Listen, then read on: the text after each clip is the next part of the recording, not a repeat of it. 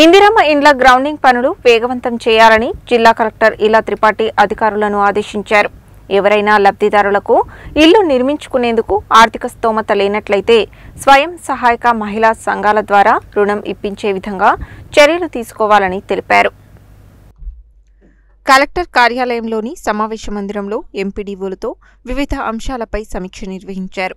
ఈ సందర్భంగా ఇండ్ల నిర్మాణం వేగవంతం చేయడంతో పాటు ఎవరైనా లబ్ధిదారులకు ఇల్లు నిర్మించుకునేందుకు ఆర్థిక స్తోమత లేనట్లయితే స్వయం సహాయక మహిళా సంఘాల ద్వారా రుణం ఇప్పించే విధంగా చర్యలు తీసుకోవాలని తెలిపారు.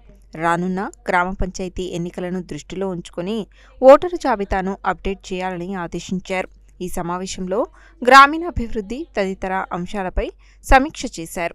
స్థానిక సంస్థల ఇన్ఛార్జ్ అదనపు కలెక్టర్ నారాయణ అమిత్, గృహ నిర్మాణ శాఖ PD Raj Kumar, DPO Venkaiah, DRTO Shekhar Reddy, ZP CEO Srinivasarao, గనుల శాఖ ఏడీ షామిల్ జాకబ్ తదితరులు హాజరయ్యారు.